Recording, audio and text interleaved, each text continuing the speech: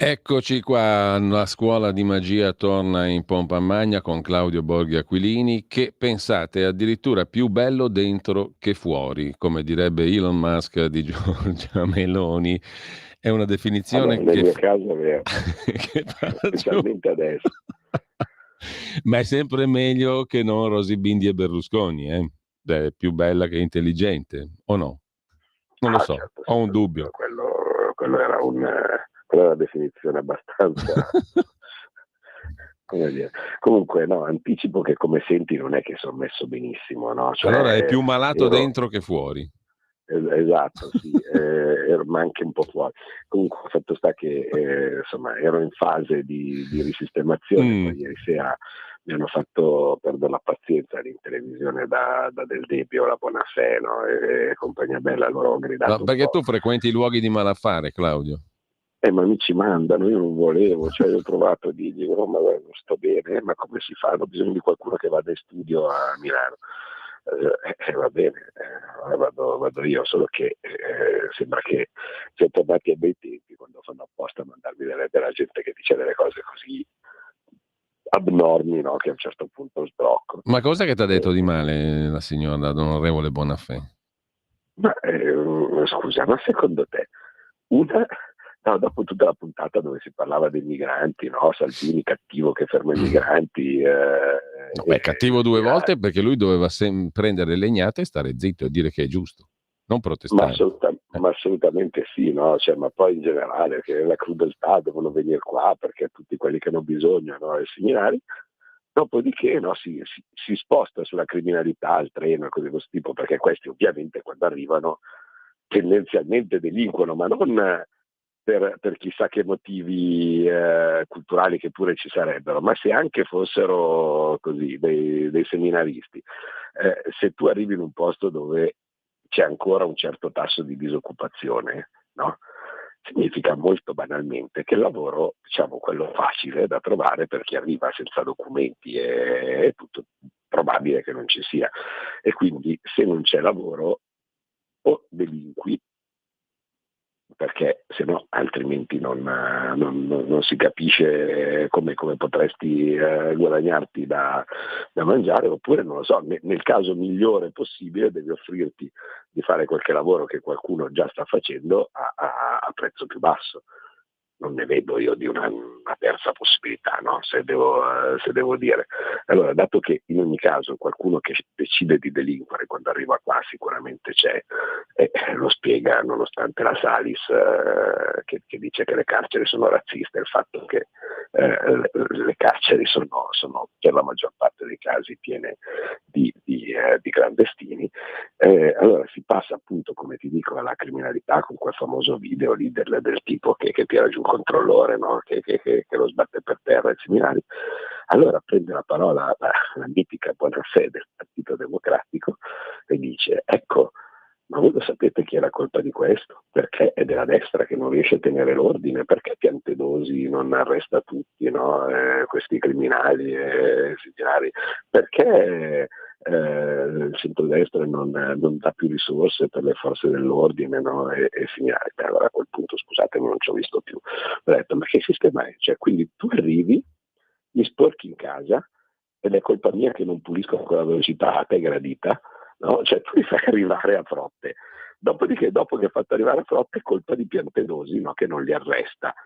Ma e poi, oltretutto, se c'è una cosa che abbiamo fatto è prendere e dare più risorse alle forze dell'ordine, perché basta andare a vedere, insomma, solo la polizia ha fatto, se non mi ricordo male, una tranche da 650 e un'altra da 530 nuove assunzioni nei primi mesi di quest'anno. Perché? Perché l'anno scorso nella legge di bilancio abbiamo tolto soldi ai centri per migranti e abbiamo aggiunto la stessa cifra alle forze di polizia, no?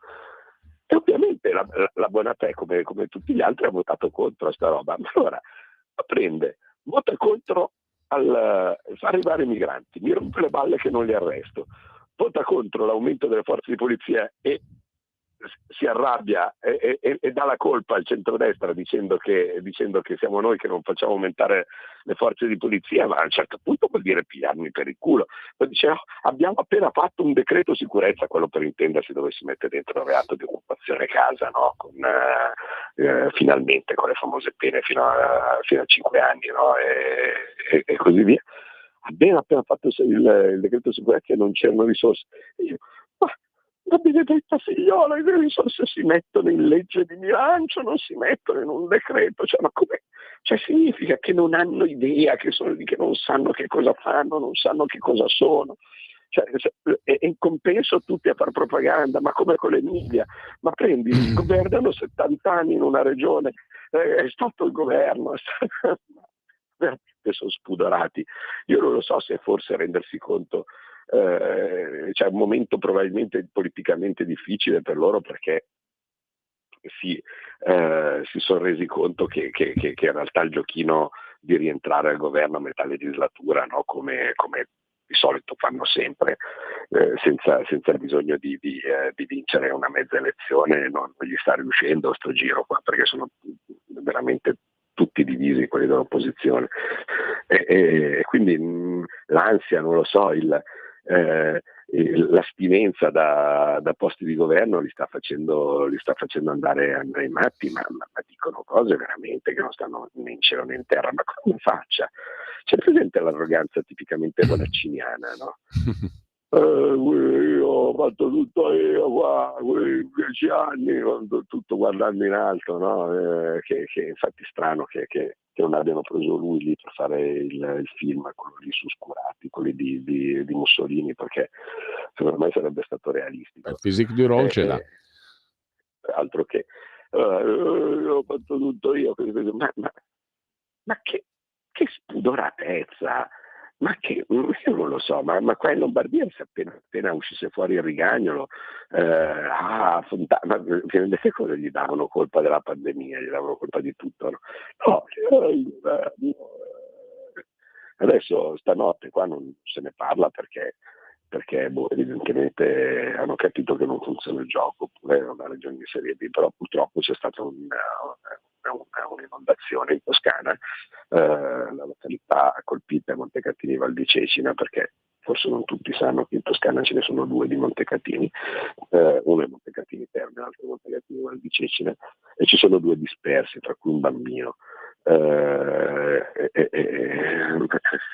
Non so, qui probabilmente sarà anche in questo caso il governo, cioè che non ha pulito il fiume, che si aspettava la regione, non so che dire. Scusate, sì. Dopo mi affido un po' anche a te per farmi un pochettino di sì, certo. Così di cose, così non parlo. No, sai che cosa? Mentre tu parlavi, io venivo dominato da un senso progressivo e crescente di déjà vu, déjà entendu, non per le tue parole, no, ma per il quadro al quale ti riferisci, perché qui siamo sempre alle solite e ho la sensazione che questo paese, ormai sono tanti anni che da questa radio parliamo, blateriamo, osserviamo, commentiamo, leggiamo, intervistiamo, facciamo. Era tutta un'altra epoca quando siamo nati, nel lontanissimo 1997, sembra veramente un'altra epoca, ma alla fine gira e rigira, il minestrone è sempre quello, non voglio scadere nel qualunquismo più totale, però siamo sempre alle prese con queste robe qua. E nel migliore dei casi c'è la polemicuzza di giornata, che dura appunto una giornata e il giorno dopo c'è un'altra stronzata che subentra alla precedente. Allora, tu mi devi aiutare a questo punto a non cadere nel qualunquismo più becero e schifoso e a capire che cosa di strutturalmente rilevante è avvenuto in questi anni, no? E tu sei protagonista da vicino, dentro il palazzo ormai, prima da giornalista, da osservatore, da operatore economico, da giornalista e adesso anche da politico, da professionista della politica, mi viene da dire, nel senso buono, nel senso positivo del termine. Ecco, aiutami a non cadere nel qualunquismo, no, aiutami a non cadere nel qualunquismo più schifoso, per cui mi sembra tutta una minestra che riscaldano continuamente e ogni giorno ci tocca assorbire questa sbobba inconcludente. No, hai ragione. Negli ultimi, di cose rilevanti, ne sono successe pochissime. Tutto il resto è un continuo cambiare di forme, immagini, colori, cose di questo tipo con cui ipnotizzare la gente, no? Ma in realtà nulla di serio succedeva. Le cose serie, no, successe da qui a tanti anni a questa parte sono la prima cosa importante, il divorzio fra Banca d'Italia e Tesoro. In buona sostanza è stato a un certo punto, quando senza sentimenti nessuno, senza discutere niente nessuno, con una lettera privata mandata fra il ministro che all'epoca era Andreatta e il governatore della Banca d'Italia che era Ciampi, si diceva che la Banca d'Italia non doveva più sottoscrivere i titoli di Stato eventualmente emessi dallo Stato in eccesso, cioè che non venivano comprati che non venivano comprati Sì. dai cittadini o dai risparmiatori. E questa cosa è una roba che è stata devastante, perché praticamente per dei motivi che un giorno si capirà chi c'era dietro, chi cominciava già da allora a minare la forza e la stabilità dello Stato, per quali fini, no? Probabilmente per convincere che tutto andava male e costringerci poi ad andare nelle braccia dell'Unione Europea.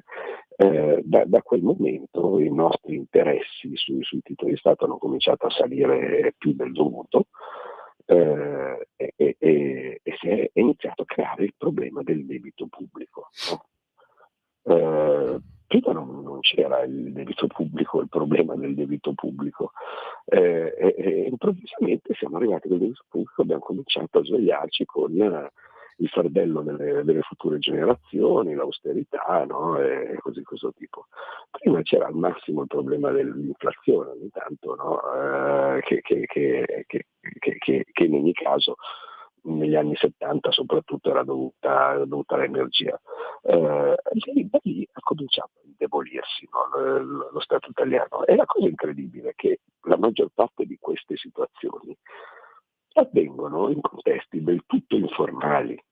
No? Cioè questi cambiamenti sismici, no? All'interno di un mondo dove non cambia nulla, avvengono nella maggior parte dei casi, poi vedremo anche gli altri che si sono susseguiti in queste decine d'anni, in contesti del tutto fuori dal normale dibattito democratico, no? E così, questo tipo. E quindi direi che è utile secondo me saperlo. Comunque in ogni caso, giusto per porre dal punto di vista cronologico quando è che sono successe queste cose, nel caso del divorzio Banca d'Italia e Tesoro è successo nell'81. Quindi quella fiammata, no, diciamo così, della crescita anni 80 è stata forse l'ultima che noi ci possiamo Sì. ricordare, no, come genuina, perché già lì, no, approfittando del fatto che le cose tutto sommato andavano bene, si era cominciato a inserire scusate, si era cominciato a inserire un piccolo verme, no, nel sistema. Dopodiché, passaggio successivo, anni 90, Trattato Maastricht. Improvvisamente ci siamo svegliati la mattina con dei limiti, il 3%, il 60% del debito, numeri presi totalmente a caso, ma che hanno cominciato a condizionare tutto quello che sarebbe seguito dopo, no? Perché improvvisamente, e approfittando oltretutto di una situazione di instabilità del tutto prevedibile, del tutto come dire, assolutamente ingiustificata dal punto di vista economico, no? Io l'ho raccontato tante volte, ero un ragazzo, stavo iniziando a lavorare ed ero in borsa, quindi lo vedevo con i miei occhi, sono un testimone diretto di quello che succedeva. La crisi della lira del 92, quella per intendersi, perché l'attacco orchestrato da Soros, e qui adesso non voglio fare il complottista, però era lui. In quel caso lui la maggior parte dei soldi Soros li fece facendo quel famoso attacco alla lira, dove la Banca d'Italia, e guarda caso c'era sempre Ciampi di mezzo, si mise in modo assolutamente scriteriato a vendere tutte le nostre riserve in valuta per tenere un cambio che era insostenibile, per poi dopo dover svalutare, quindi tu, come dire, metti prima tutto quello che hai al fronte, no? Dopo che te l'hanno ucciso tutto, no? Allora a quel punto c'è il crollo, e dopo che c'è stato il crollo arrivavano altri personaggi che poi rincontreremo, no? Cioè, tipo Monti e compagnia bella, che davano degli ottimi consigli su come gestire la situazione. Al governo c'era Amato che, se ben vi ricordate, fece un prelievo sui conti correnti. Monti diceva che per sistemare la questione dovevamo vendere il nostro oro, no? E l'unica cosa che ci salvò è anche in questo caso, no, l'economia che quando nel 92 in quella situazione, pur avendo fatto quella cosa così scriteriata, finalmente si valutò e improvvisamente tutta la nostra impresa cominciò ad andare bene. E loro malgrado, perché ovviamente loro cercavano di fare il contrario, quindi svalutare era la cosa giusta, perché avrebbe reso i nostri prodotti più convenienti. Invece loro cercavano assolutamente di non svalutare, quindi di tenere il cambio. Per fare la cosa sbagliata distrussero tutte le nostre riserve valutarie che avevamo all'epoca, e come consiglio ci davano di vendere l'oro. Ma vedete perché tutta questa gente Ciampi è morta, ma cioè, dal mio punto di vista mi sarebbe piaciuto metterli tutti in una stanza, solo che non credo che avrebbero mai confessato, perché è troppo, come dire, preciso e contrario rispetto a quello che bisognava fare per essere casuale, no? Cioè, quando uno fa esattamente il contrario di quello che doveva fare, oltretutto stiamo parlando di persone abbastanza preparate nella loro materia, insomma ti viene il sospetto, no, che stiano facendo apposta. Quindi questi gli 81, 92, vedi una cosa al decennio, no? Cioè, giusto per dire, nel 92 Soros fa casino, noi facciamo il contrario e guadagna miliardi alle nostre spalle, perché noi facciamo il contrario di quello che doveva fare, e mentre che c'è casino firmiamo nell'inconsapevolezza di tutti un trattato dove ci vincolano a delle cose totalmente senza logica, no? Come il deficit al 3%, il debito al 60%, no? e similari. E da lì comincia ad affiorare, no, i vari concetti dell'austerità e così via. Adesso andiamo avanti nel tempo, no? e arriviamo al 2000. E nel 2000 entriamo nell'euro. Al 96 fissano il cambio, Sì. nel 2001 c'è il cambio definitivo, no? E quindi anche qui senza spiegare, senza dire, senza referendum, senza niente, no? Cioè, questo sono le cose che veramente mi fanno impazzire. C'è una cosa così fondamentale come spossessarsi della nostra capacità di stampare moneta, e quindi anche della nostra capacità di avere il controllo sul nostro debito. Quindi un dettaglino, cioè noi prendiamo e diciamo che la nostra moneta la stampa qualcun altro, e senza spiegare niente, andando a dire solo delle balle clamorose, dicendo che noi lavoreremo un giorno di meno guadagnando come un giorno di più, e così via.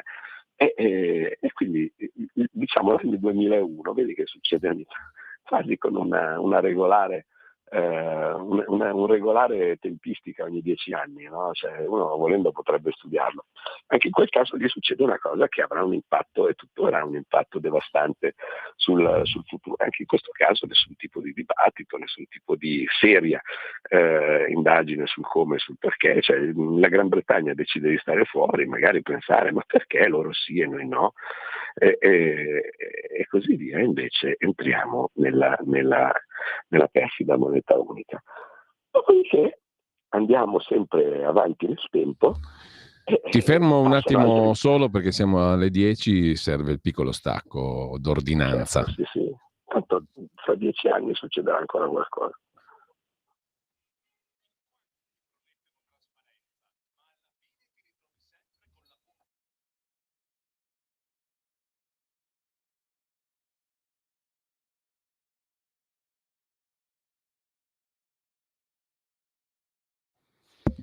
Allora, rieccoci, Scuola di Magia, Claudio Borghi Aquilini, 2001 e poi dove arriviamo dal 2001, Claudio? Dal 2001, no, una volta che hanno messo l'euro, arriviamo al 2011. Guarda caso, dove ma è strano, cioè che esattamente ogni 10 anni o poco più succedono delle cose con dei cambiamenti sostanziali. Nel 2011 tolgono la garanzia ai titoli di debito. Con la Grecia, no? A un certo punto Sarkozy e la Merkel, facendo una passeggiatina sulla spiaggia Deauville, decidono che quello che era, diciamo, considerato come un caposaldo, insomma, della parte dell'Unione Europea, cioè vale a dire che i titoli in euro sono garantiti, decidono di far fallire la Grecia. Allora, decidendo di far fallire la Grecia, improvvisamente si rendono conto che tutto il debito dell'Unione Europea, quantomeno dei paesi quelli più vulnerabili, diventa a rischio. Il secondo nella fila siamo noi, e improvvisamente appare lo spread. Cioè veramente sembra di vedere il videogame, no? Quindi entra nelle nostre vite questa cosa da noi non controllabile. E ci dicono, tramite lettere, no, di Banca d'Italia, no, cose di questo tipo, che per controllarlo dobbiamo fare anche qui esattamente il contrario di quello che deve essere fatto. Quindi dobbiamo mettere le tasse, dobbiamo fare gli austeri, fare i compiti, rimettere in conto le nostre cose, perché il debito è fuori controllo, notare era più basso dell'attuale, ma poca gente guarda i numeri, no? Allora vi ricordate, vengono dalle balle Berlusconi, mettono Monti e arriva uno delle poche cose che hanno impattato all'interno della storia economica, no? Vale a dire l'austerità di Monti. Contemporaneamente colpisce la parte più grande della ricchezza italiana, vale a dire le case, mettendo l'IMU, e dall'altra parte la spesa più grande dello Stato, vale a dire le pensioni con la Fornero. Questa cosa ci porta a 12 trimestri di recessione contro il resto del paese, il resto degli stati che crescevano, quindi non era una cosa congiunturale. E quindi ci ricordiamo che qualche volta fanno qualcosa di serio, certo, si prendono, ma la fanno sbagliata. Di solito fanno il contrario rispetto a quello che deve essere fatto quando questi soggetti, che sono sempre quelli, cioè vedete come ritornano, no? Monti, Amato, Ciampi, adesso sono in fase di esaurimento, però erano sempre quelli lì, no? E allora noi lì abbiamo cominciato ad andare in ginocchio, quindi non solo si faceva le cose sbagliate, ma si indeboliva in modo mortale la nostra economia a colpi di austerità. Dopodiché, da quel momento, l'unica altra cosa che ebbe un impatto dal punto di vista economico, bisogna arrivare alla pandemia. Alla pandemia dove abbiamo un lockdown che vabbè, cioè, anche lì no, chiudiamo al massimo possibile, cioè dove a un certo punto si dice che lo Stato dalla mattina alla sera deve chiudersi, no? Cioè, quindi si chiudono i negozi, si chiudono le cose, insomma siamo appena passati, come se fosse, improvvisamente non conta più niente, no? Ecco che tutto quel debito che non si poteva fare, quei soldi che non c'erano, no? E improvvisamente, dato che sono sospese le regole del patto di stabilità, via ristori. E lì si andava al meccanismo, il sogno, no? Di questi qui, guarda, tu entra nell'ordine di idee che si può stare a casa e qualcuno ti dà il premietto, il reddito di cittadinanza, il ristoro, no? E così di questo tipo. Tu non fai niente. Sta a casa a lavorare. Io sono convinto che tante di quelle distorsioni su come intendere il lavoro, che ancora adesso purtroppo in tanti anni non sono nati in quel momento lì, cioè il momento in cui si è iniziato a credere che tutto sommato un mondo dove non si fa un cazzo, no? Dove si sta a casa, belli tranquilli, arriva qualcuno che ti paga qualcosina, ma tanto chi se ne frega, cioè non hai mica bisogno di tanti soldi, tanto sei chiuso a casa, si potesse fare, magari ordinarlo su qualche mega piattaforma, no? Di acquisti online, ognuno si faccia venire in mente il nome che vuole, no? Tu stai a casa col tuo Google, col tuo TikTok, con le tue cose ordinate online, no? E noi ti diamo qualche soldino per venire fuori. Ecco, quella cosa, no? Quel delirio ha avuto poi come seguito per una serie di circostanze assolutamente, insomma, che un giorno, quando si va a fare un po' di seria storia economica, lo faremo, ha avuto come contraltare il super bonus, no?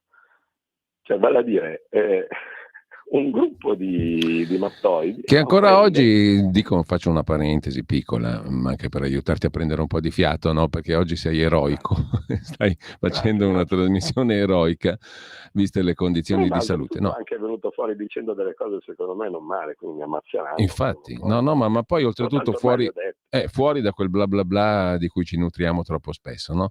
Ecco, stavo dicendo proprio oggi, l'avrai visto sul Fatto Quotidiano, c'è una prima pagina che dice: ragazzi, ma qua il PIL che è cresciuto è tutto merito di Giuseppi e del suo super bonus, c'è poco da fare. Ma hanno ragione. Il problema è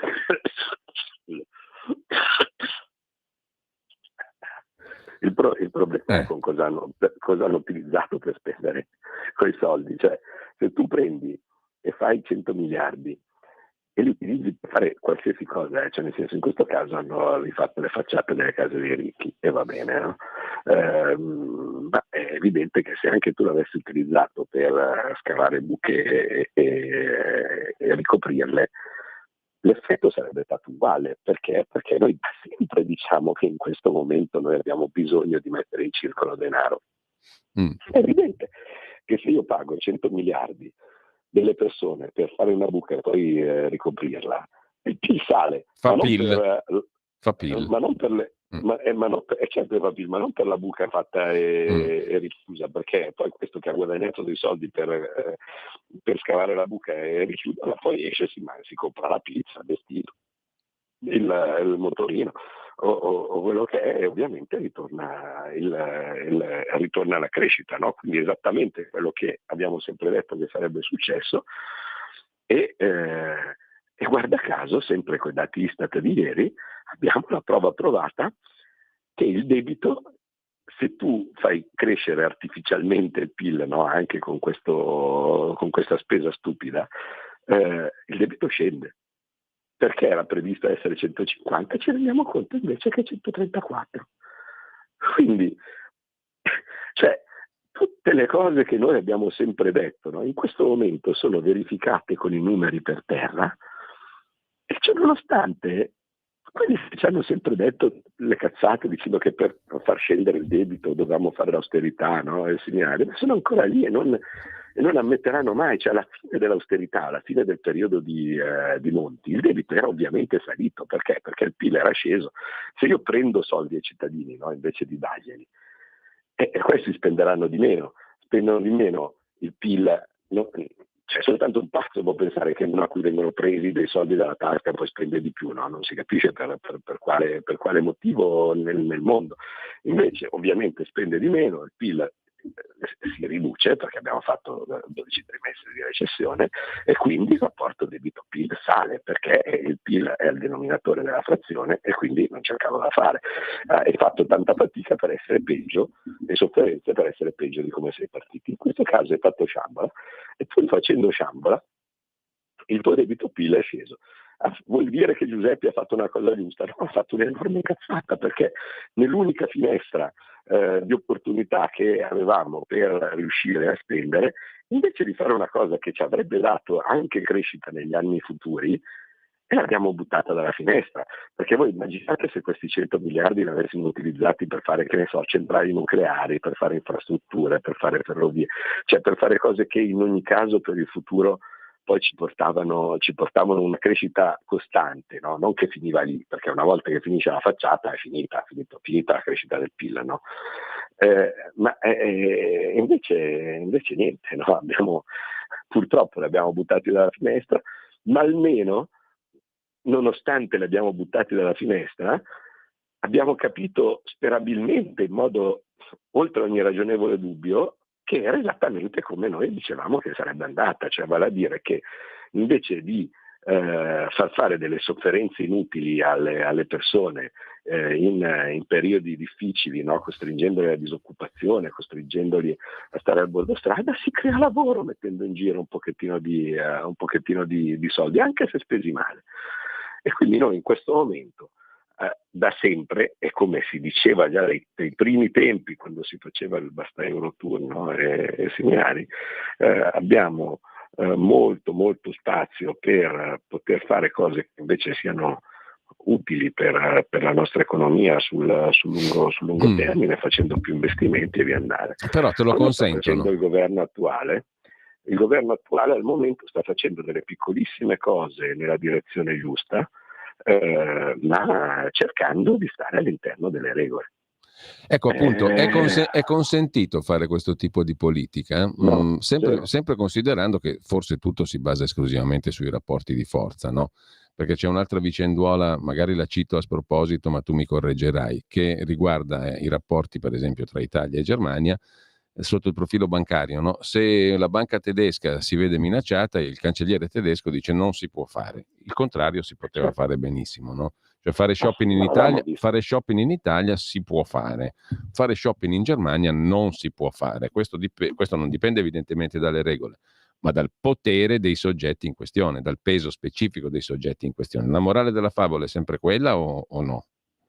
No, la favola è sempre quellissima, cioè siamo in un mondo dove il gioco è super Quindi, truccato, diciamo, cioè seguendo il tuo ragionamento, poker più truccato perdonami del se mi mondo. inserisco ancora, poi ti lascio subito la parola, ma seguendo il tuo No, ragionamento, anzi, parla no, tu, che è meglio. seguendo il tuo ragionamento di prima, se io dico, beh, insomma, Claudio Borghi Aquilini ha fatto un ragionamento che fila, per questo paese sarebbe utile fare quel tipo di politica là che tu hai disegnato e hai descritto prima. La posso fare o no? Tu dicevi il governo lo sta facendo con piccole cose, diciamo nella direzione giusta per quanto è possibile, per quanto ci è dato, rispettando le regole. Rispettando le regole o perché ha un peso specifico molto più piccolo di quello dei soci forti di chi le regole le stabilisce, della comunità che stabilisce le regole, in questo caso le regole europee. Cioè, posso farla quella roba lì o no? No, non posso, perché in questo momento il governo che potrebbe fare qualsiasi cosa, cioè, ma In è teoria. troppo, in teoria, ma è troppo al momento ancora leggero o non convinto o con poco mandato popolare, mi verrebbe da dire, no? o similari, per poter fare scelte radicali. Cioè in questo momento, allora la Meloni secondo me le cose le capisce, tende a fare le cose se possibile giuste, insomma si è visto anche nel caso del MES, no? che sarebbe stato un altro di quegli snodi terribili della storia che invece in qualche maniera abbiamo evitato. Però ragiona con estrema prudenza. Cioè, in questo momento dice proviamo a andare avanti come se nulla fosse, provando a giocare con le regole, perché tanto tutto sommato siamo messi un pochettino meglio della Francia, siamo messi meglio della Germania, no? E così via, e quindi in una maniera o nell'altra, anche se noi potremmo andare a pieno potenziale, limitiamoci diciamo a non fare cose troppo sbagliate, a fare delle piccole cose nella direzione giusta senza fare niente di radicale. Questo per carità è una cosa che la comprendo, perché è la prima volta che il partito attualmente di maggioranza relativa, vale a dire Fratelli d'Italia, si trova a governare. E quindi, come vediamo anche in alcuni casi, che magari in certi casi sono stati diciamo forse un po' eclatanti, no? E con zero rilevanza economica, vedi il caso San Giuliano, Boccia, no? Così di questo tipo, ci sono delle impreparazioni, mettiamola così. Cioè io ormai la vedo quasi da virgolette veterano, no? Perché ci sono già passato, sono stato con 5 Stelle, sono già passato in una situazione in cui non ero pronto, no? A fare la rivoluzione definitiva. Quindi bene o male li capisco, cioè un po' tutti stanno imparando cosa si è sbagliato, cosa si fa, e si sa oltretutto, perché è anche inutile che ci nascondiamo dietro un dito, che ci vogliono degli alleati per fare determinate cose. Cioè le cose unilaterali, no, da parere rivoluzionari e similari, non è che sono semplicissime. Quindi è evidente che uno dei potenziali alleati per riuscire a fare in futuro cose serie sarà il Presidente degli Stati Uniti. Quindi bene stiamo facendo in questo momento a creare un network, no? Vedete la differenza? Questo più che altro per far capire, insomma, da qualcuno che legittimamente pensa che non si stia facendo abbastanza, no? Così via. In realtà è ovvio che il lavoro per riuscire a ottenere qualcosa è lungo e complicato, e tutti da quest'anno il fatto che arrivi Orban e che arrivi Wilders, quindi stiamo parlando, attenzione, non perché l'anno scorso c'era Le Pen, no, per carità, ma la Le Pen di una maniera o nell'altra era ed è tuttora un importantissimo politico di opposizione. Orban e Wilders sono due persone che in questo momento governano il loro paese, e non sono dei paesi, cioè Ungheria e Olanda sono dei paesi importanti all'interno dell'Unione Europea. In questo momento Giorgia Meloni, se avete visto stasera, era lì con Elon Musk nella tana dei conservatori americani, no? E così via. I rapporti nostri con i democratici, con i repubblicani americani sono molto stretti, mentre invece quando siamo andati al governo nel 2018 nessuno sapeva niente, no? Fino ad arrivare al famigerato Twitter di Trump a favore di Giuseppi. Questo dava l'idea di quanto impreparati o senza relazioni fossimo. Invece in questo caso quella parte alternativa al mondo della global sinistra si sta cementando, si sta costruendo, si sta creando. Cioè fino adesso il mondo della global sinistra, che è stata quella che è stata la regia dietro tutto quel percorso che vi ho delineato, no? Perché alla fine, dal divorzio Banca d'Italia fino a Monti, la regia era sempre quella, una regia di illuminati alla Spinelli, Manifesto di Ventotene, no? Cioè, vale a dire, non serve la democrazia, perché le persone che sanno cosa deve essere fatto devono farlo con la massima decisione. E quindi tutto questo mondo della global sinistra che fino adesso ha sempre governato indisturbato, in questo momento io sto vedendo nascere un'alternativa, sto vedendo nascere una rete di leader, di persone, di paesi che la pensano in modo differente, che stanno cominciando a strutturarsi. Io sono convinto, quantomeno spero, che andrà, sai, ogni tanto quando faccio le previsioni poi mi affeziono un po', no, anche alle mie previsioni. Se ben vi ricordate, io ho detto: guardate, ci saranno 2 legislature di difesa, no, perché non siamo pronti, e la terza sarà quella giusta, no, per fare la rivoluzione o il cambiamento definitivo. Fino adesso ho avuto abbastanza ragione, cioè sia la legislatura scorsa che questa sono state delle legislature dove bisognava star lì e difendersi, perché l'avversario era ancora troppo forte. Quella scorsa si è vista in modo strapalese. In questa vedete che comincia già a essere più debole, cioè abbiamo già più controllo, e se riusciamo ad arrivare vivi nel 27, quella potrebbe essere veramente la Allora, a proposito di questo, c'è un ascoltatore che ci scrive via WhatsApp. Intanto ricordo, abbiamo pochi minuti, ma chi vuole intervenire in questi 10 minuti scarsi che abbiamo può farlo in diretta allo 02 92 94 7222 con Claudio Borghi Aquilini. Ripeto il numero per la diretta. La regia in questo momento apre le linee: 02 92 94 7222. C'è una telefonata? No, ce n'è una alla volta, mi dicono dalla regia, ne possiamo passare una alla volta. Ma comunque, scrive un ascoltatore invece via WhatsApp al numero 340 6709 659.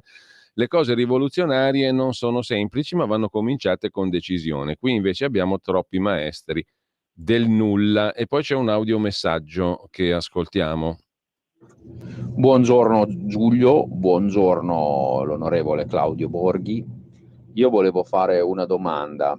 Allora, io di lavoro faccio il demolitore di zone industriali praticamente, e negli ultimi 5, 6, anche 10 anni stiamo demolendo zone industriali enormi dove al posto di zone produttive, cioè posso fare un esempio, la Necchi di Pavia, la Pirelli di Torino, non nascono più zone industriali produttive, ma solo zone industriali di vendita, cioè centri commerciali, in alcuni casi anche poli universitari che vanno bene, però tutto terziario, cioè non abbiamo più niente di produttivo. Cioè, se non si riesce a capire che senza produttività non si va da nessuna parte, questo è il risultato dell'Europa, ragazzi. Cioè, se non si produce, che cosa si mangia? Che cosa si vende? Prodotti degli altri? Non lo so, io sono molto spaventato di questa cosa, specialmente perché ho un figlio di 18 anni. Grazie, era un mio parere. Buona giornata. Questa a me pare, grazie all'ascoltatore, una bellissima domanda. Mi è venuto in mente anche Mirafiori, no? I cinesi dobbiamo portarli a produrre, eccetera. Questi hanno detto sì, noi arriviamo, ma per vendere la roba nostra, che Mirafiori. Non so se ho sbagliato paragone. Comunque c'è un'altra telefonata, mi dicono, ma anche messaggi che ti giro subito, Claudio. Gianni da Genova. Chiedi a Claudio, dato che mancano sempre le palanche, cosa si aspetta a riprenderci i 14 miliardi che qualche scellerato ha dato a quei brutti soggetti del MES, Meccanismo Europeo di Schiavitù, e continuare a foraggiare con oltre 5-6 miliardi in più tutti gli anni come contributori netti la Camera della Morte dei Popoli Europei, chiamata erroneamente Unione Europea. Gino, riflessione, mi risulta che a Soros non è più permesso di entrare in Ungheria. Perché? Se questa maggioranza continua a governare così bene, la sinistra o i comunisti rimangono all'opposizione per molto tempo e dovranno cambiare nome. Se c'è poi una telefonata la passiamo e poi tutte le risposte da parte di Claudio Borghi Aquilini. Sentiamo chi è in linea, pronto? Sì, pronto? Buongiorno.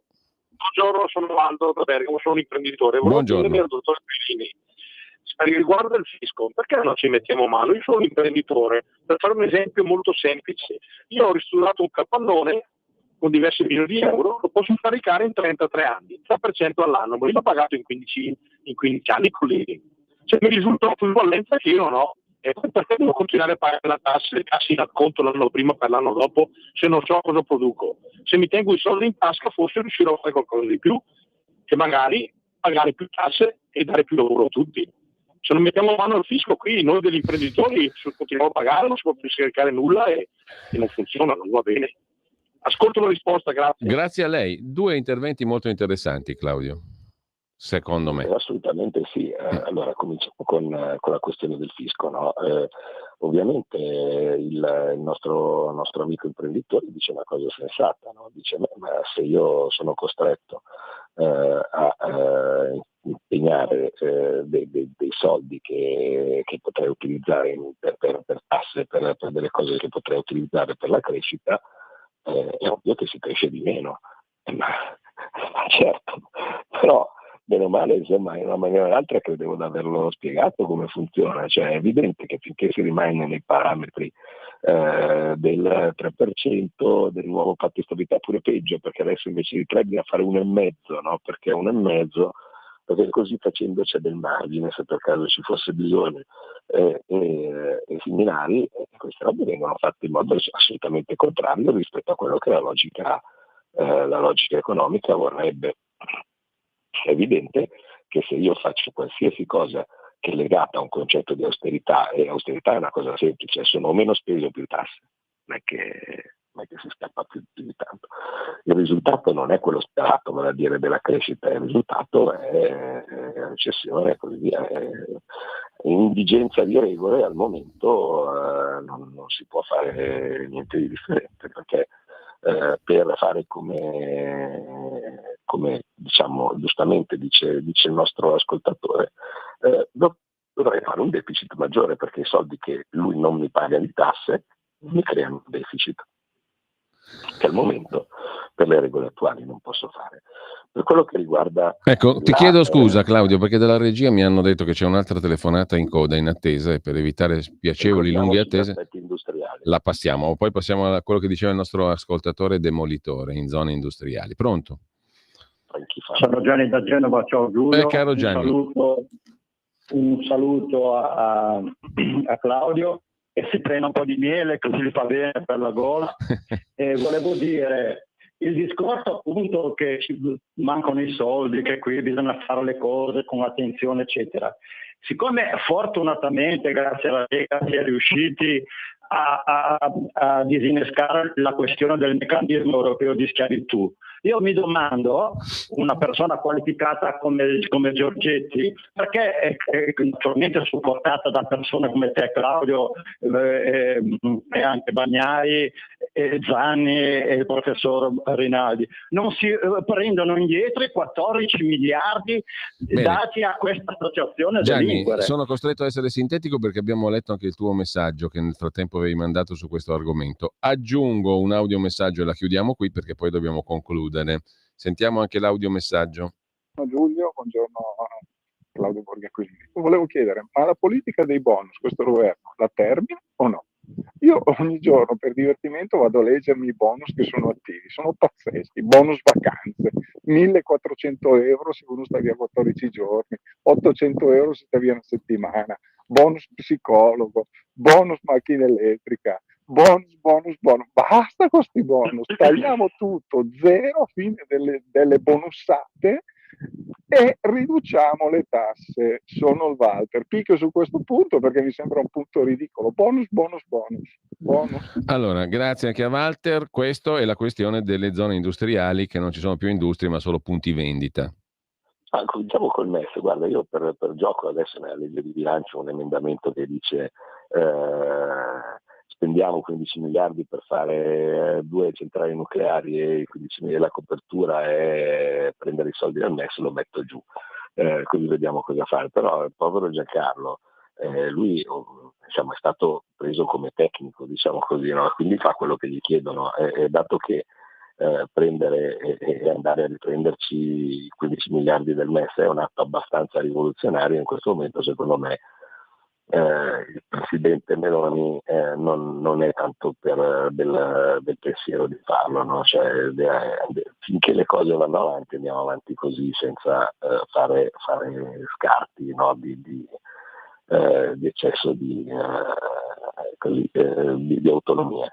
Però io per gioco l'emendamento in legge di bilancio lo metto e vediamo cosa ci dicono. Se preferite invece di centrali nucleari, ditemi voi cosa vi sembra una maniera utile per spendere 15 miliardi.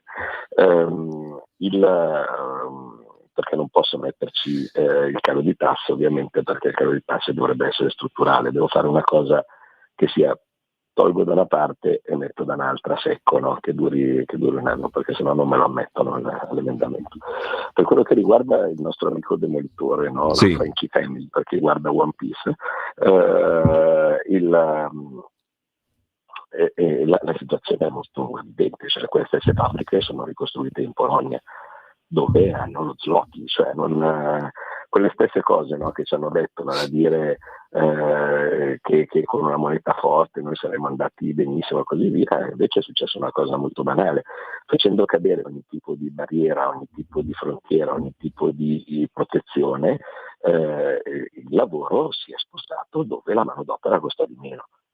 E il fatto che noi adesso stiamo andando tutto sommato bene, no? Che in ogni caso esportiamo molto e così via, deriva dal fatto che i nostri salari sono fermi da 20 anni.